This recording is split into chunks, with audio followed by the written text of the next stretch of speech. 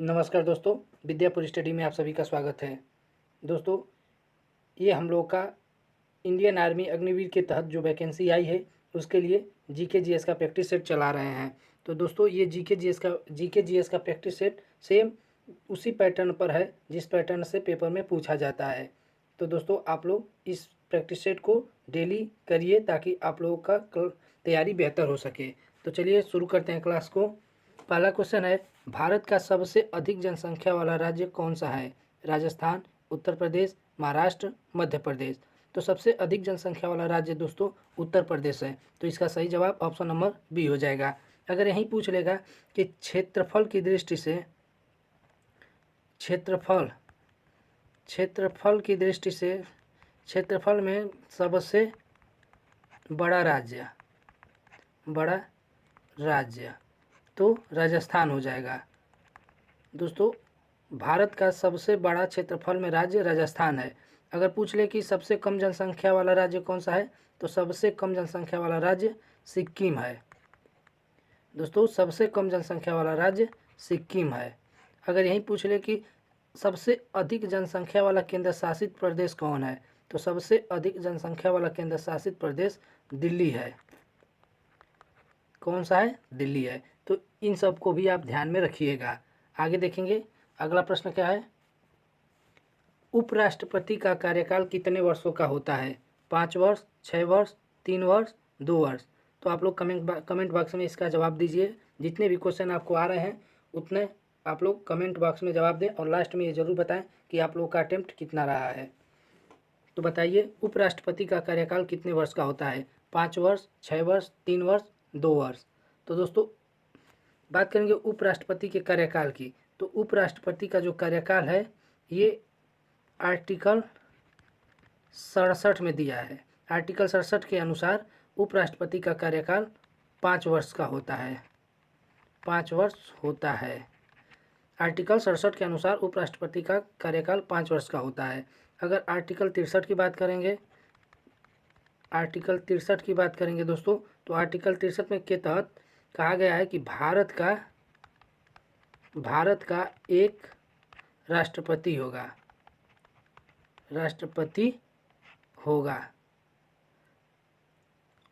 Sorry दोस्तों, भारत का एक उपराष्ट्रपति होगा। आर्टिकल 63 के अनुसार भारत का एक उपराष्ट्रपति होगा। किसके तहत? तो आर्टिकल 63 के तहत। आर्टिकल 64 में क्या है? तो आर्टिकल 64 की बात करेंगे तो आर्टिकल 64 में कहा गया है कि उपराष्ट्रपति जो है, उपराष्ट्रपति राज्यसभा का पदेन सभापति होता है। पदेन सभापति होता है। तो दोस्तों, इसमें पूछा है उपराष्ट्रपति का कार्यकाल कितने वर्ष का होता है?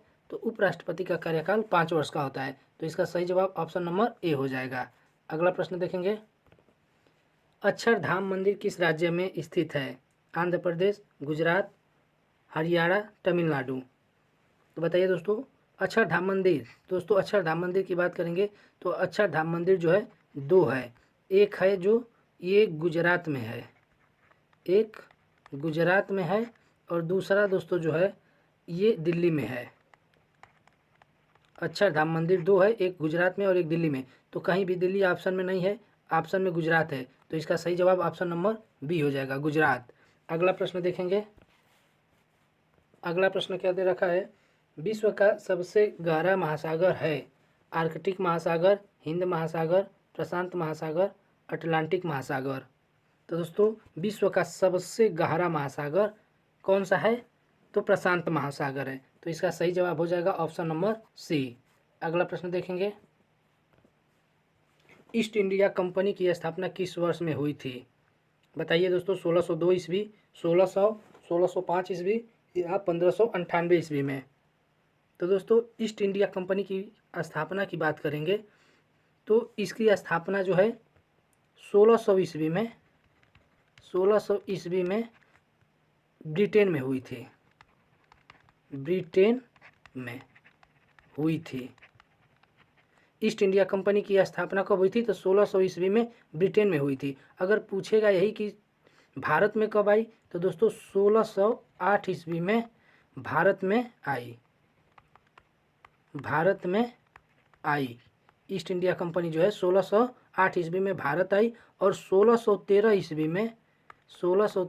ईस्वी में पहली कोठी, ईस्ट इंडिया की पहली कोठी भारत में कहाँ पर बनी, तो सूरत में। यानी 1613 ईस्वी में सूरत में ईस्ट इंडिया कंपनी ने अपनी पहली कोठी खोली थी। पूछा है हम लोग से क्वेश्चन में, ईस्ट इंडिया कंपनी की स्थापना किस वर्ष हुई थी, तो 1600 ईस्वी में हुई थी। तो इसका सही जवाब हो जाएगा ऑप्शन नंबर बी। अगला क्वेश्चन देखेंगे, भारत का राष्ट्रीय संग्रहालय कहाँ पर स्थित है, दिल्ली, चेन्नई, बेंगलोर, पटना।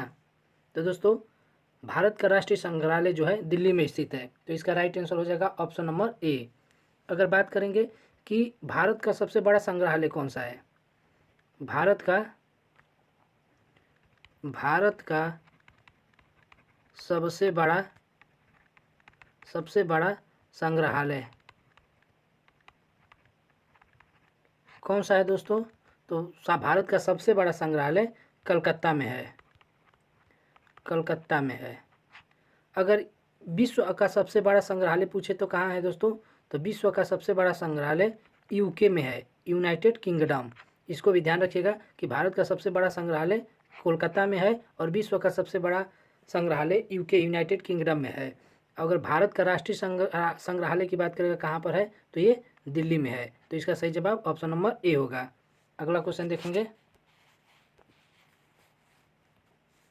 सार्क के सदस्य कितने देश हैं, 5, 6, 8 या 3। तो दोस्तों सार्क के कुल कितने सदस्य हैं, तो 8 सदस्य हैं। तो इसका सही जवाब हो जाएगा ऑप्शन नंबर सी। अगर बात करेंगे कि सार्क की स्थापना कब हुई थी, तो दोस्तों सार्क की जो स्थापना है, सार्क की स्थापना जो है ये कब हुई थी, तो 8 दिसंबर 1985 ईस्वी को, 8 दिसंबर 1985 ईस्वी को सार्क की स्थापना हुई थी। और मुख्यालय कहाँ है, तो इसका मुख्यालय जो है कहाँ है, काठमांडू में है। मुख्यालय इसका काठमांडू नेपाल में है, काठमांडू नेपाल में है। आगे देखेंगे,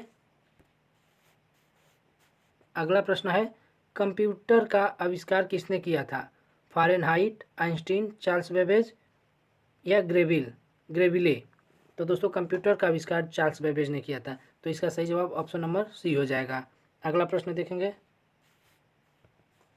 निम्न में से छत्तीसगढ़ की राजधानी कौन सी है, हैदराबाद, बिलासपुर, रायपुर, बेंगलुरु।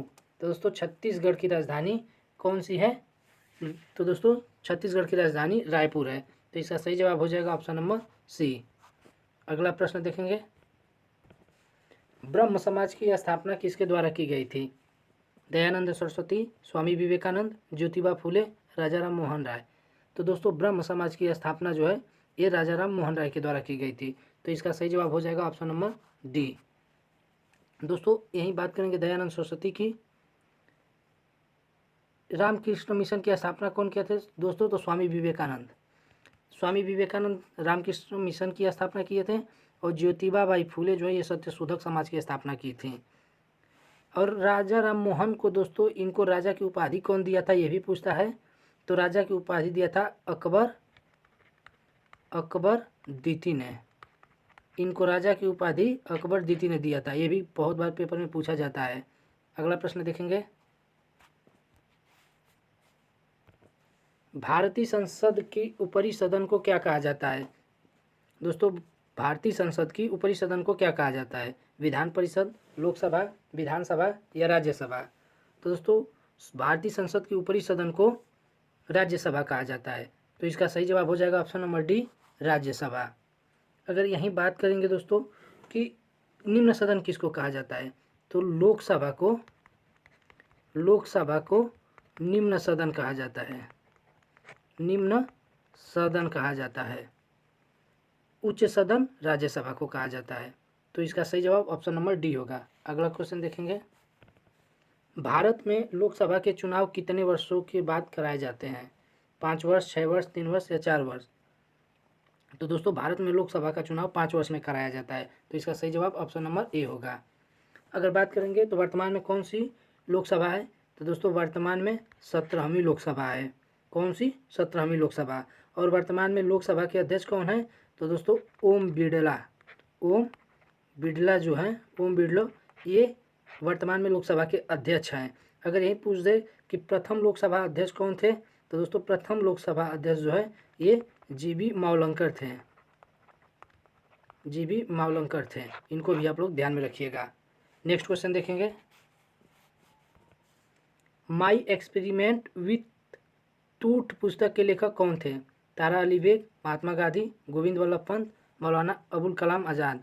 तो दोस्तों माई एक्सपेरिमेंट विथ द टूट पुस्तक के लेखक महात्मा गांधी हैं। तो इसका सही जवाब ऑप्शन नंबर बी हो जाएगा। आगे देखेंगे। अगला प्रश्न है, रूप ऑफ द वर्ल्ड किस स्थान को कहा जाता है? चीन, अलास्का, अरुणाचल प्रदेश, तिब्बत।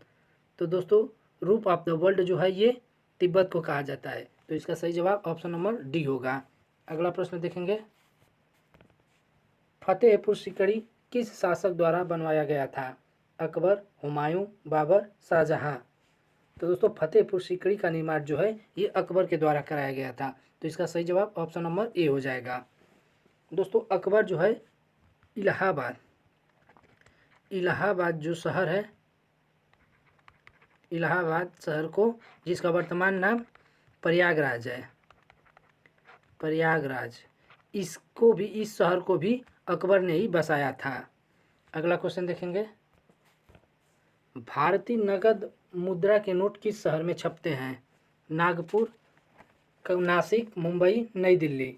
तो दोस्तों भारतीय नगद मुद्रा के जो नोट हैं ये नासिक में छपते हैं। तो इसका सही जवाब हो जाएगा ऑप्शन नंबर बी। अगला क्वेश्चन देखेंगे। अगला क्वेश्चन है, पानीपत का तीसरा युद्ध किस वर्ष लड़ा गया था? 1761, 1757, 1707 ईस्वी या 1739 ईस्वी। तो दोस्तों पानीपत का तीसरा युद्ध जो है ये कब लड़ा गया था? तो 1761 ईस्वी में लड़ा गया था। तो इसका राइट आंसर हो जाएगा ऑप्शन नंबर ए, 1761। दोस्तों कुल पानीपत के 3 युद्ध हुए थे। तो पानीपत के 3 युद्ध हुए थे। पहला हुआ था 1526 ईस्वी में, दूसरा हुआ था 1556 ईस्वी में और तीसरा हुआ था 1761 ईस्वी में। तो इनको आप लोग ध्यान में रखिएगा, इन तीनों युद्ध को। अगर यहीं बात करेंगे 1739 में क्या हुआ था दोस्तों? तो 1739 में करनाल का युद्ध हुआ था। करनाल का युद्ध 1739 में हुआ था। इन सभी फैक्ट को आप लोग ध्यान में रखिएगा। नेक्स्ट क्वेश्चन देखेंगे। नेक्स्ट क्वेश्चन है, अंतर्राष्ट्रीय अहिंसा दिवस किस तारीख को मनाया जाता है? 2 अक्टूबर, 10 दिसंबर, 23 मार्च, 30 जनवरी। तो दोस्तों अंतर्राष्ट्रीय अहिंसा दिवस की बात करेंगे तो ये 2 अक्टूबर को मनाया जाता है। तो इसका राइट आंसर हो जाएगा ऑप्शन नंबर ए, 2 अक्टूबर। यहीं 10 दिसंबर की बात करेंगे दोस्तों, तो 10 दिसंबर को क्या मनाया जाता है? 10 दिसंबर को मानवाधिकार दिवस मनाया जाता है। मानवाधिकार अधिकार दिवस ये 10 दिसंबर को मनाया जाता है।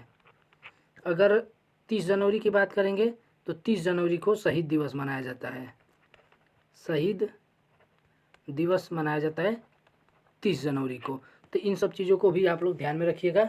और अंतर्राष्ट्रीय अहिंसा दिवस की बात करेंगे तो ये 2 अक्टूबर को मनाया जाता है। तो इसका right answer option number A होगा। तो दोस्तों उम्मीद करता हूँ कि ये सेशन आप लोगों को अच्छा लगा होगा। तो प्लीज़ इस वीडियो को लाइक करें और शेयर करें। अगर चैनल पे पहली बार आए हैं तो चैनल को सब्सक्राइब कर लें और बेल आइकन को प्रेस कर लें।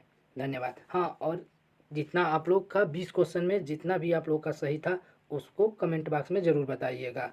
धन्यवाद।